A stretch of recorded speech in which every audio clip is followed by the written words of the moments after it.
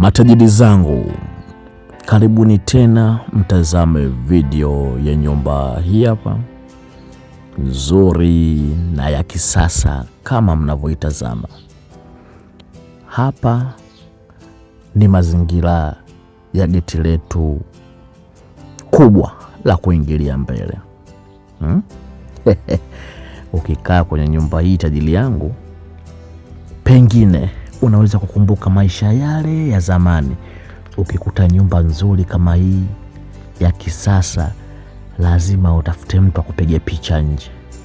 Sasa ukikaa katika nyumba hii, hayo mambo yatakuwa yamekwisha. Utakuwa unajipiga picha kwenye geti lako unapoishi mwenyewe. Apartmenti 2 kwenye geti moja, lakini uzuri wa hapa, kila mtu atajitegemea mwenyewe, mita yake ya umeme na mita yake ya maji. Ndiyo maana hizi nyumba zikaongezeka thamani na uzuri na umaridadi. Si unajua nyumba nyingi za siku hizi ugomvi umekuwa ni mwingi sana kwenye mambo ya umeme na maji, lakini hapa utakuwa unatumia mwenyewe hivyo vitu. Kibaraza chetu cha mlango wa mbele ndio hiko hapo. Hii unaoitazama kwa hivi sasa ndio sebule yetu. Kwa upande wa hapa ni dining na hapa ni jiko. Nimekimbia. Hili hapa ni upande wa jiko. Naona mafundi wamemalizia kufanya ukarabati hapa. Upande wa hapa ni eneo la dining na sebule yetu ndio hii hapa, kubwa nzuri na ya kisasa. Juu kuna panga boy, nyumba ya vyumba viwili vya kulala. Tukiwa tunakizungumzia chumba cha kwanza hiki hapa, kizuri na cha kisasa.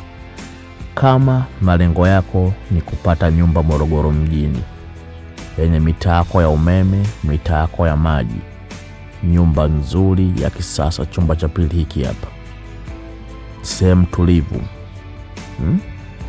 Mtashindwa kuishi wawili kwenye geti, hata kama ukiwa mkorofi vipi.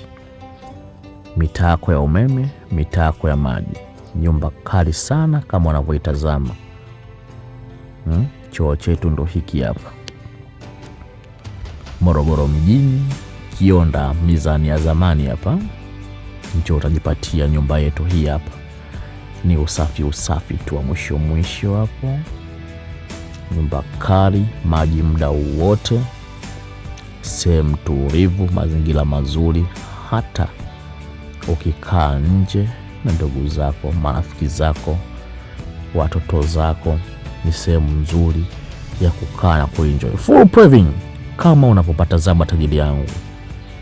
Mimi nikutakia siku njema tajiri yangu, na nikukaribishe kwa moyo mkunjufu. Karibu tena, uje ulipie nyumba hii hapa nzuri na ya kisasa, uishi sehemu nzuri wewe na familia yako. Kwenye geti kumtaishi wapangaji wawili tu, full electronic fence. Vibaka hawezi kuruka katika nyumba hii. Wakiruka wanapigwa shot.